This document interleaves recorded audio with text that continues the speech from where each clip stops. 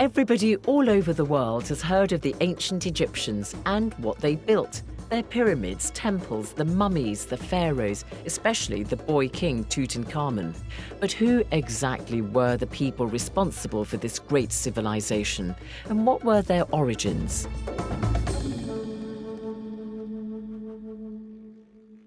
Egypt was one of the most splendid civilizations of the ancient world. The ancient Egyptians were the first to develop writing in Africa. They also established an advanced, centralized political system based on a complex administration. We know a lot about the ancient Egyptians from what they left behind, like this temple in Thebes in modern-day Luxor. But there are also some unanswered questions. For instance, were the ancient Egyptians black? This was one of the most controversial issues in the General History of Africa volumes on which this TV series is based. In this program, we'll be examining the controversy as well as looking at the rise and fall of ancient Egypt.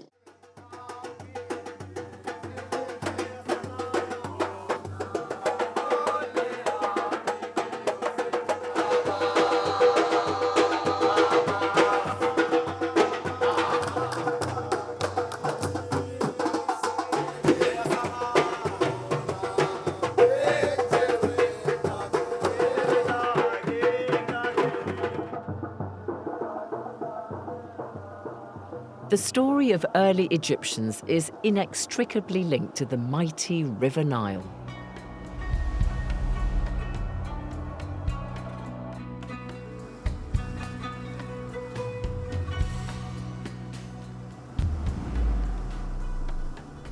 As early as 7000 BC, there's evidence that humans settled along the river in small communities.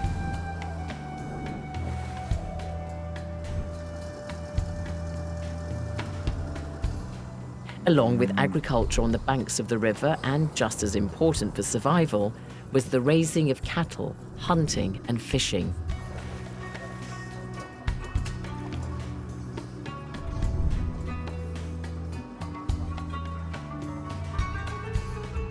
At around 3000 BC, North Africa began to dry out, so more people from other parts of the continent converged on this narrow strip of land in the Nile Valley because they needed the water.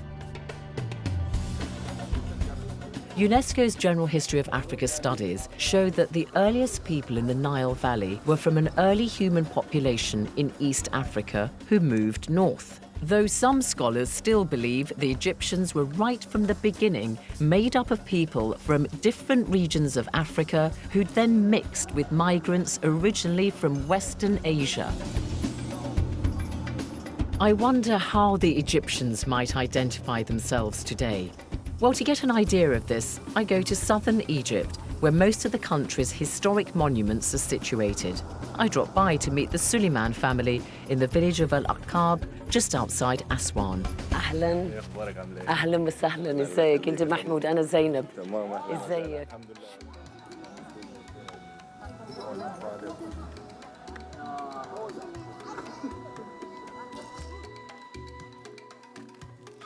هو عامل حسابك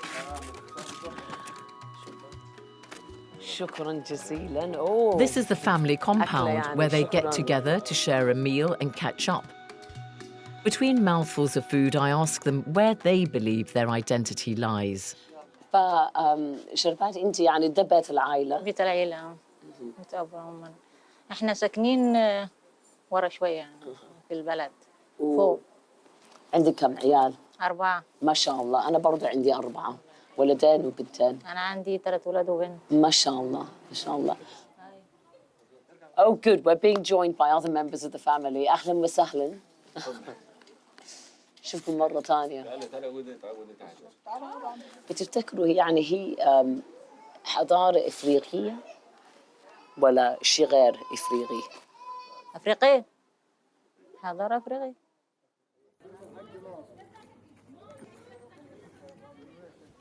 My local guide in Aswan is Fatima Mohammed Subhi.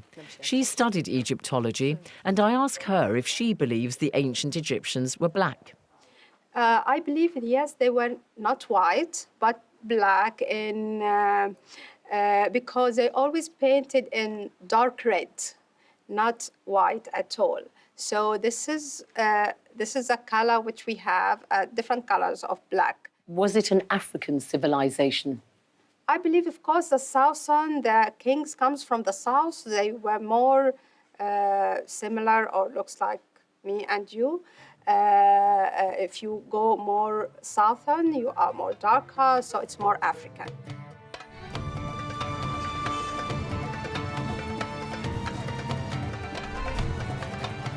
Identity is shaped by a sense of shared history and culture, but the explosive issue of race and colour still holds a powerful grip on how many define identity.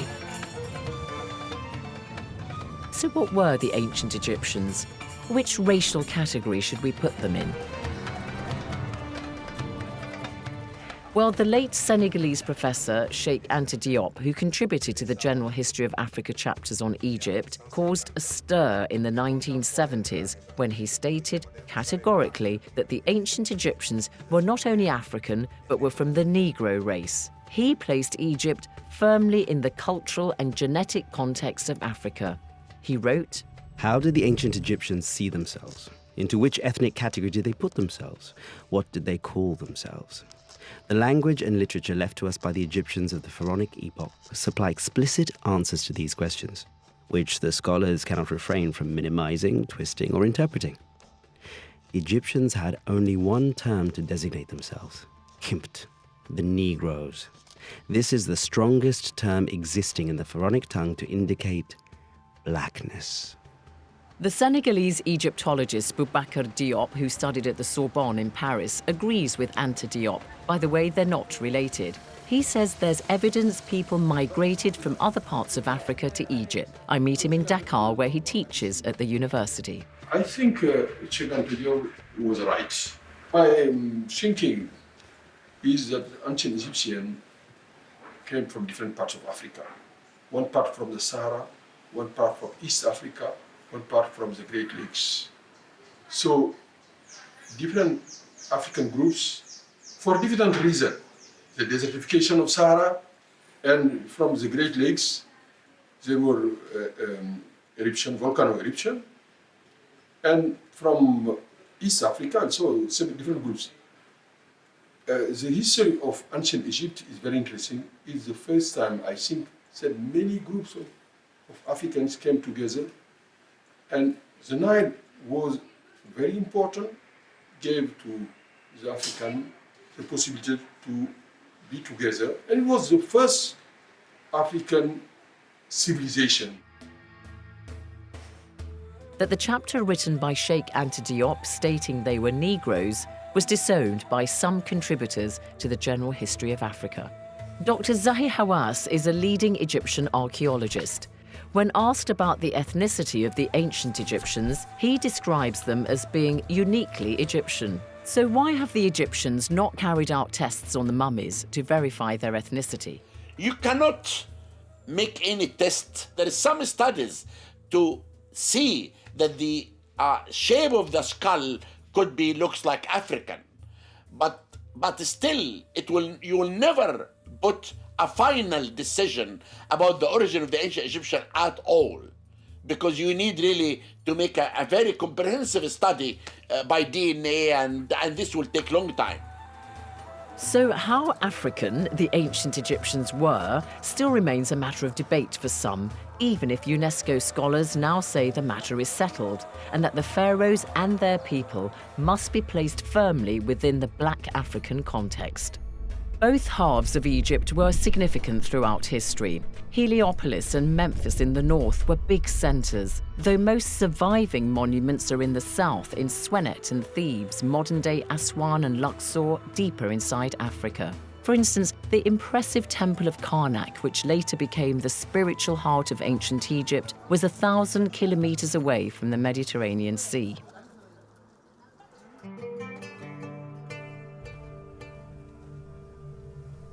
So why and how did such a sophisticated civilization flourish in Egypt? The answer has much to do with the River Nile. The rich mud it left behind when its waters receded after the flooding left the land gloriously fertile. That was the case in ancient times, and it still is today.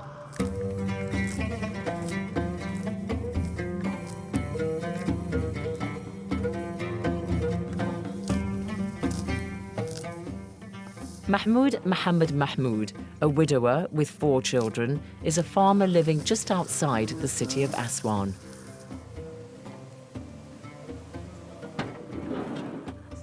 He wants to show me the kinds of crops and fruits he grows. هذا شجر مانجو جديد لسه ما طرحش يعني لسه يا دوب So this is a mango tree, he's telling me, but it's very, very new. أيوة. And so it's going to be a while until the mangoes come. بنحافظ على عاداتنا وتقاليدنا ومحبتنا للناس وكرم الضيافة وكل شيء ده طبعا ده يعني إيه يعني أبسط الشيء الاستقبال. Anyway, he's just telling me that he feels a real attachment to the land and he feels that he's continuing the growing traditions of his forefathers and that they like to stick to the customs of receiving guests and also just having this connection with the soil. So can I have a piece of sugar cane? Yes. Thank you. You understood that in English? No problem. Mahmoud is getting me some. Oh my please, God. Please. He's attacking me with the sugar cane.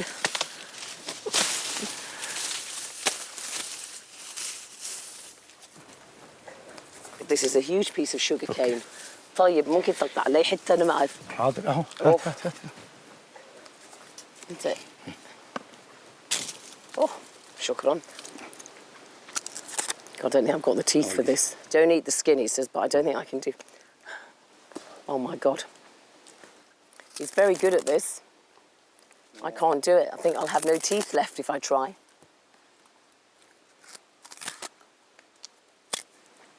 He's just peeled a bit. God, that was good. Good.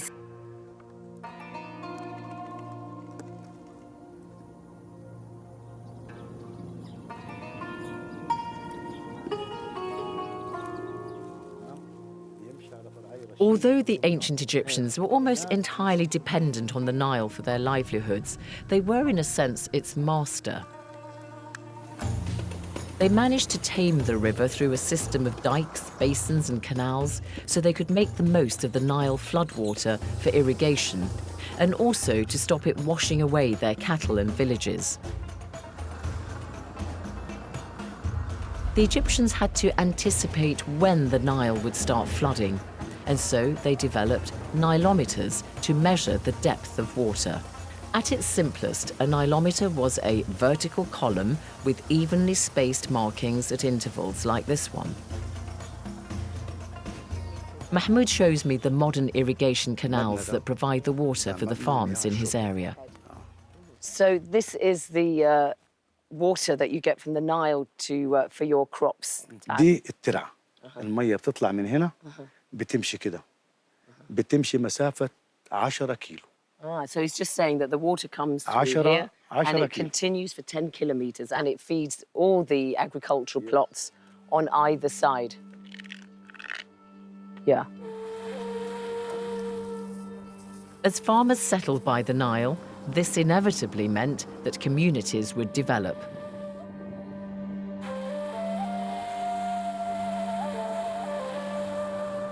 Early Egyptians had to communicate with one another all up and down the Nile Valley. And so they needed better communication and organization. Therefore, they developed writing and a system of numbers to record information that they could share.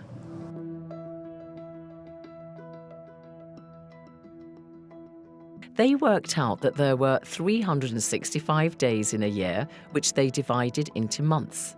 They also used the moon to measure the passing of a month and developed the science of astronomy to study celestial bodies.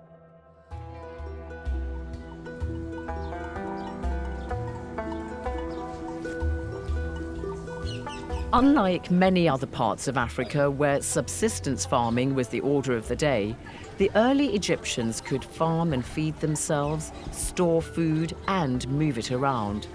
Crucially, this freed them for other activities. Like making pottery, metalworking, manufacturing wheels for carts, perfume making, and of course, large building programs. There's an attraction in Cairo which you can get to by boat on the River Nile. It's popular with both locals and tourists. It's called the Pharaonic Village, and it tries to recreate aspects of daily life in ancient Egypt. I'm passing now by some papyrus, and in ancient times this grew abundantly in the wild in marshes and was later cultivated. Papyrus was used for a variety of purposes, most importantly, of course, for writing.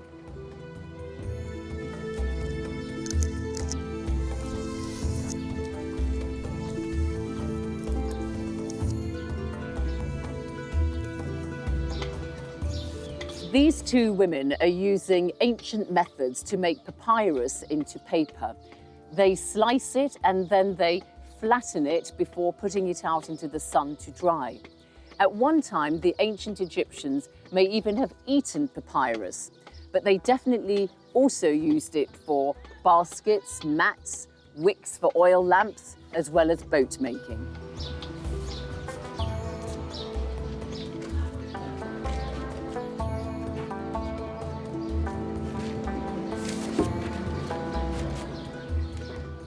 It's hard to imagine that this is turned into writing paper, but it is because of papyrus and the development of writing in ancient Egypt that we have so many records that tell us a lot about ancient Egypt, compared especially to other early civilizations in Africa.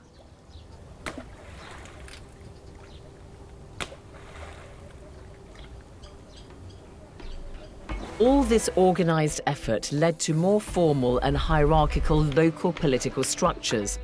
One group formed a kingdom in northern or lower Egypt and another in the south, that's Upper Egypt. And on these foundations were built the mighty dynasties of the pharaohs. The pharaohs weren't all from one family or region. Local rulers from different parts of Egypt became prominent at different times and put their own families on the throne. In later periods, rulers from what is modern-day Libya and Sudan also became pharaohs and established powerful dynasties. This partly explains why the ethnicity of pharaohs varied. Some of Egypt's best-known pharaohs are buried here in the Valley of the Kings. Now, the Egyptian historian Manetho, Who lived in the 3rd century BC, put together a timeline of the kings of Egypt.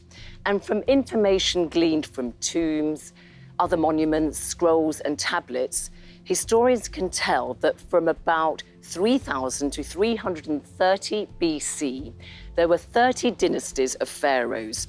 They are grouped into 3 periods: the Old Kingdom, the Middle Kingdom, and the New.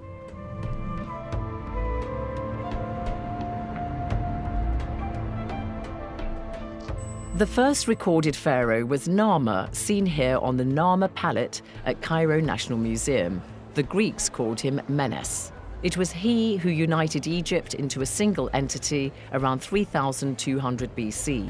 This marked the early dynastic or archaic period of Egypt's history. King Narmer set up his capital at Hierakonpolis in the south. Now you can see from impressions of Narmer that he had obvious African features and didn't have a Mediterranean appearance. Ahmed Samir is a curator at Egypt's National Museum in Cairo. So what do we know about King Narmer? King Narmer, considered to be the first king who united Egypt as one kingdom. After King Narmer, we then have another named pharaoh, Zoser. Yes. What do we know about Zoser from what you have here in the museum? Zoser, we have a limestone statue, but what we know about King Zoser, that he is the king who ordered his architect to build the first pyramid made from stones. So King Zoser known as the first king who made the first stone pyramids At Saqqara, at Saqqara, step pyramid. in Memphis, which of course is deserted today. Yes, in Saqqara, the most known pyramid is step pyramids. It's looking like a mastaba above many minor mastabas above, 6. That's kind of steps. Yeah, mastaba. steps, mastabas above each other. And in these groups, we'll find some structure represented administrations, shrines, represent south and north. Zoser and the other kings who succeeded him made Memphis their capital. At the time, it was a meeting point for the people of Upper and Lower Egypt. It hasn't survived into the modern era, but you can admire the ruins of this great city that was so integral to the history of ancient Egypt for 3 millennia.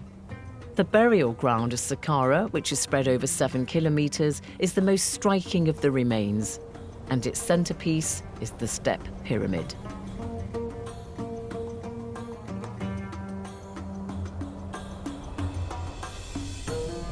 King Snefru, who ruled in the middle of the 3rd millennium BC in the Old Kingdom, was the most prolific of the pyramid builders at Saqqara. King Snefru and his era very remarkable because in his era he began to think about building a complete pyramid. You remember King Zoser made step pyramids, but not a full pyramid. In his era, King Snefru built a pyramid, the first pyramid of King Snefru becoming a pent pyramid, not a full complete pyramid. Then his architects built another pyramid, but with full triangle. Then his son, King Khiopis, built the biggest full pyramid in Egyptian history. So this was when the pharaohs embarked on their vanity building projects, the Great Pyramids of Giza just outside Cairo. Edifices that throughout the ages, generations of visitors have marveled at. It was the son of Snefru, Khufu, also known as Cheops, and his grandson Khafre, called Khephren by the Greeks, who are responsible for the 2 largest pyramids at Giza. These were built sometime in the second half of the 3rd millennium BC. The size of the Giza pyramids reflects the prosperity of the culture that thrived in Egypt in this period known as the Old Kingdom.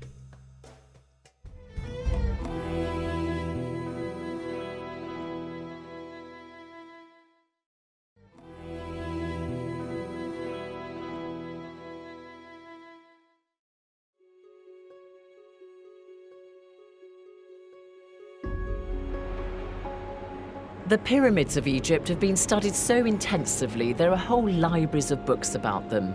Some accounts hold they were built by slaves. According to the General History of Africa, Egypt was not a society where slavery was common. And the burial sites of the builders suggest they were mostly free men. The discovery of the tombs of the pyramid builders that I found at Giza gives us very important proof that the builders of the pyramids were Egyptians. And the builder of the pyramids were not slaves, because if they were a slave, they will never be buried beside the Great Pyramid. But you have to know one thing. The pyramid was a national project of the whole nation. Every household in the north and the south of Egypt participated in building the pyramid by sending workforce and food to help the king. The formation of its society was based on a strict order of hierarchy. At the very top, of course, was the pharaoh and his royal entourage. Then there was an upper class made up of nobles and priests. This is the kind of house that a nobleman and his family would have lived in. It's a single-story residence with a series of connecting rooms and outside courtyard. The upper class in Egypt were the administrators, and they ran everything. They could be high-ranking military officers or scribes, or indeed both. Egypt's success was built on the work of its civil servants, and they were obviously richly rewarded for their efforts. By 2200 BC, the Old Kingdom, which had seen the construction of the Sphinx and the magnificent pyramids of Giza, descended into misrule and then chaos. The Old Kingdom came to an end with the rule of the pharaoh Pepi II. Here in Aswan in southern Egypt are the tombs of some of the prominent noblemen of the Old Kingdom. Now, it ended because with the death of Pepi II, there was no dominant central power. And so provincial rulers began raiding one another's territories, and this led to a period of anarchy. A papyrus written many years later, bearing the name of the ancient Egyptian sage Ipuwer, describes this time in the country's history. All is ruin. A man smites his brother. Plague is throughout the land. Blood is everywhere. A few lawless men have ventured to despoil the land of kingship. It was not until the start of the Middle Kingdom, at around 2060 BC, that discipline and prosperity returned. A local ruler of the then unknown and unimportant city of Thebes in southern Egypt thrust himself center stage. Luxor, the ancient city of Thebes. And it was the ruler of Thebes, Mentuhotep, who in about 2055 BC reunited the two lands of the north and south, which had split apart during the intervening period. It was he who re-established a strong centralized government, and it was Mentuhotep who started the first dynasty of the Middle Kingdom. Ahlan wa sahlan. The Middle Kingdom marked the second great flourishing of ancient Egyptian civilization. King Mentuhotep II was a strong ruler, and he reigned for many years. One of his most significant accomplishments was the temple at Karnak. Religion was very important in the Middle Kingdom. So too was the power of the military, for this was the period in which the pharaohs began to keep a standing army. The Middle Kingdom ended after a series of less powerful pharaohs lost overall control of Egypt to regional leaders. Over the next 150 years, the weakened Egyptians were for the first time ruled by foreigners, the Hyksos. They were originally from Western Asia and had settled in the Nile Delta. They were well organized and warlike.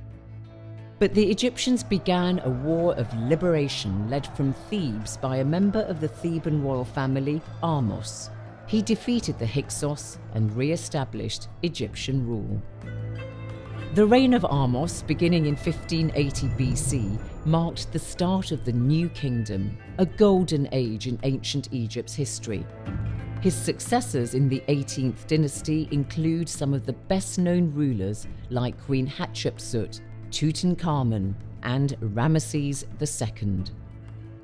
During the New Kingdom, Egypt built an empire, the first developed by Africans outside the continent. You have to understand that the Egyptian never attacked anyone. But when the Egyptian found out they were occupied by strange foreigners for the first time, called the Hyksos, and they ruled Egypt for 150 years. And therefore, in the New Kingdom, it's the first time that we began to see an army, a big army. And this is why the army in the Middle Kingdom was just to guard the king. But in the New Kingdom, we had an army by the name of army. Thebes became the Egyptians' capital, and it came into its own at this time. The temple complex at Karnak that was begun in the Middle Kingdom was added to, destroyed, restored, and enlarged over a period of 1,500 years. All in all, some 30 pharaohs contributed monuments to this vast complex of courtyards, temples, and halls for the worship of the gods and their own self-glorification.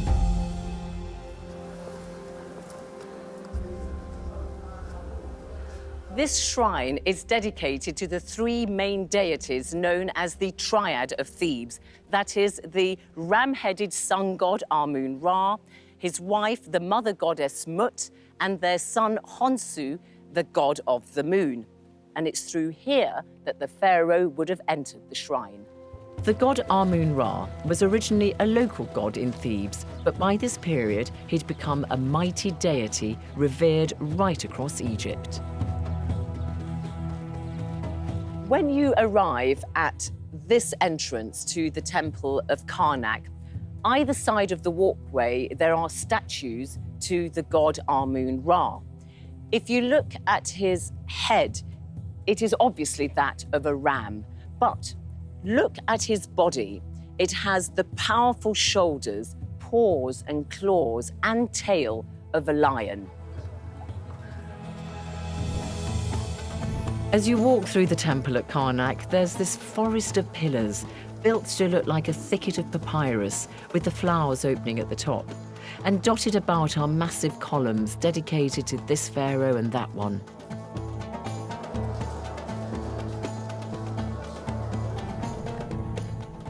Amongst the pharaohs of the New Kingdom, one powerful monarch stands out. Queen Hatshepsut, daughter of a pharaoh and also a sister wife to another. This could be the statue of Tutmosis I. Now, he was the father of his successor Tutmosis II. He was also the father of Hatshepsut, who was married to Tutmosis II. So get that. It was a brother marrying his sister, because incest was not a taboo for the ancient Egyptians, and it was common for such marriages to take place within the royal family. The pharaoh can marry whatever. It's up to him to decide. But the most important thing that we have to know, Isis married her brother, Osiris. The king is a god. Then the king has the right to marry his sister or his daughter because he was a god. But the common people cannot do this. When Tutmosis II died, his son by another wife was to be his successor. But Tutmosis III was too young to rule, so Hatshepsut became regent and later crowned herself pharaoh, sharing the regency with him. As queen, Hatshepsut wielded real power. She governed as pharaoh for 20 years, and it was a period of peace and prosperity for the ancient Egyptians. This is her obelisk behind me, and it towers over most of the ruins here at Karnak. Its tip would have been covered in gold. It can't have been easy ruling as a woman in a society used to taking orders from men. Maybe this is why in some images Hatshepsut is seen wearing a false beard. Early on, during the New Kingdom, the pharaohs gave up using pyramids as tombs and moved to the practice of cutting burial chambers out of natural rock. This is the Valley of the Kings in Luxor, where they were buried, including Queen Hatshepsut. I believe she is the first queen to build a tomb in the Valley of the Kings. And I did search for her mummy, and I found that the mummy in KV60 is the mummy for Queen Hatshepsut. And we did study this mummy under the CT scan. I found out that she was obese. She died in the age of 55, and actually she suffered of diabetes, and she died because of cancer. In all the popular books, people say that Thutmose III murdered her. It is not true at all. I've come to the Valley of the Kings to find out more about the New Kingdom, its pharaohs and their military success, and just why this phase represented the zenith of ancient Egypt's power. We're sitting here by the tomb of Tutmosis III, who was the stepson of Queen Hatshepsut. Yeah, he was one of the most great kings who ruled from this time, New Kingdom. And he had many battles and campaigns in all over the countries which surround Egypt, which called now as the Middle East. So Egypt was very much a military power. Yeah, that time Egypt was a very military power, and it was the great empire happened in Egypt during the New Kingdom. Tell us more about Tutmosis III. Why was he such a great king? Once he ruled after his stepmother died, he became very great king. And his way, at the beginning, it was to take revenge from his the memory actually of his stepmother Hatshepsut. So he destroyed many monuments of Hatshepsut, erasing her names, defeated her monuments, her figures from the monuments, and he made big army because he catch in this hand the priestess of Egypt and the military in the other hand.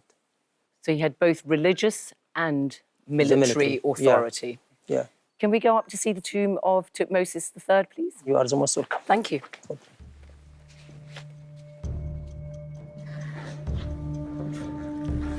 No other reign is as well documented as that of Tutmosis III.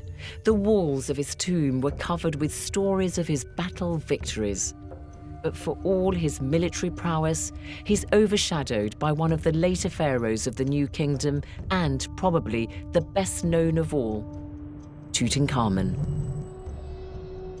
The most famous of the tombs at the Valley of the Kings is number 62, that of Tutankhamun.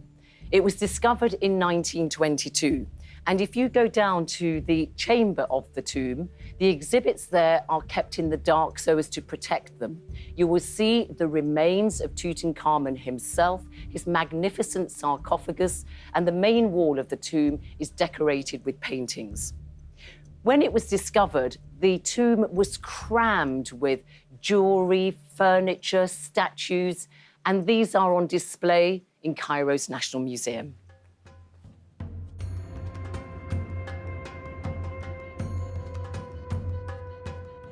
We've been given permission to film the most precious artifacts found in Tutankhamun's tomb.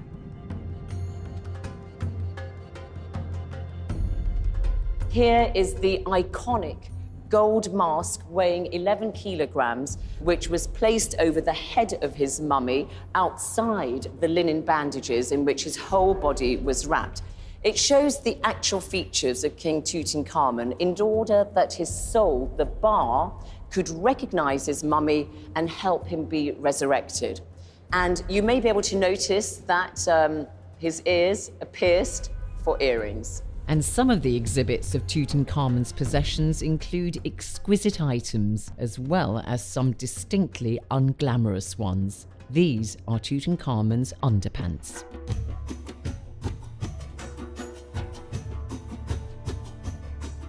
Tutankhamun's tomb was filled with items for him to use in the afterlife. Behind Tutankhamun's tomb is believed to be that of his stepmother, the beautiful queen Nefertiti. Among no other peoples, ancient or modern, has the idea of life beyond the grave played such a prominent part and influenced the lives of believers. The deceased had to be prepared for the afterlife through mummification. The Egyptians developed sophisticated techniques to facilitate the process. It's thought these hooked implements were used to remove the brain. They scooped out organs and discarded everything but the heart, because they believed it to be the seat of the body and soul. These are the real remains of Tutankhamun. He was mummified and buried in his elaborate coffin and sarcophagus. But for all his fame, Tutankhamun actually had little impact. He died in his late teens, and there are no real recorded achievements attributable to his reign.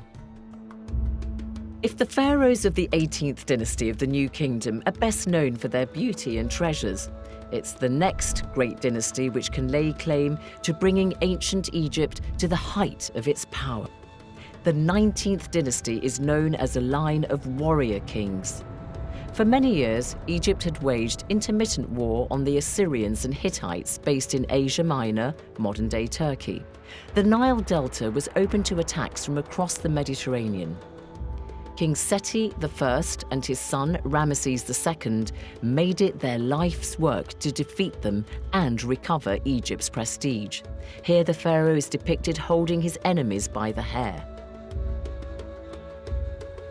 Of the 11 pharaohs who were called Ramesses, the most famous was the second one, known as Ramesses the Great. He reigned in the 13th century BC for several decades, and he was responsible for some of the finest monuments of ancient Egypt, including the temple at Luxor behind me, where two of his statues sit at the entrance. Ramesses II had about 50 wives, and so he had lots and lots of children. Apparently, he fathered 7 by the time he was 15. He was also renowned for his courage and his calm demeanor in battle, and his military campaigns against the Hittites in Asia Minor helped make his reign one of the highest points in the history of ancient Egypt. The struggle against the Hittites continued for 20 years, after which Ramesses II signed a peace treaty. He considered to be very important, not because he made a lot of military campaigns, but because he considered to be the first king in the whole ancient world to make a peace agreement between Egypt and Hittites, or what we call it ancient Turkey. And this agreement proves to us that Egypt was not a country of war, but a country of peace supported by force. He was very fond of his beautiful wife, Nefertari. That's why he built a small temple of Abu Simbel, dedicated for Hathor, the goddess of love, and his wife, Nefertari. He mentioned over one of his inscriptions that the sun will not appear till my beloved Nefertari will appear. So he was very romantic pharaoh, very diplomatic, and very skillful about campaigns and war. The romantic pharaoh. That's true. I like that. Oh, that's true. The death of Ramesses II in about 1213 BC robbed ancient Egypt of its powerful ruler. So the state gradually weakened as rival princes squabbled amongst themselves. At that time, an important part of the population of the Nile Delta was Libyan. Sensing a power vacuum, the Libyans gradually took control of Egypt, and they ruled it for 2 centuries. Henceforth, apart from a brief interlude, ancient Egypt was ruled by outsiders.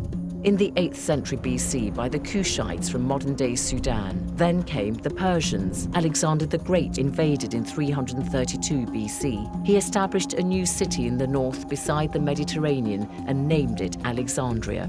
After Alexander the Great's death, one of his generals, Ptolemy, began the rule of the Ptolemaic dynasty. The Ptolemies also embarked on big building programs like the temples outside Aswan in southern Egypt of Komombo and Edfu. The last few years of the Ptolemies were marked by decline and chaos, after which Egypt entered its period of rule by the Romans and Byzantines until the Arab conquest in 640 AD.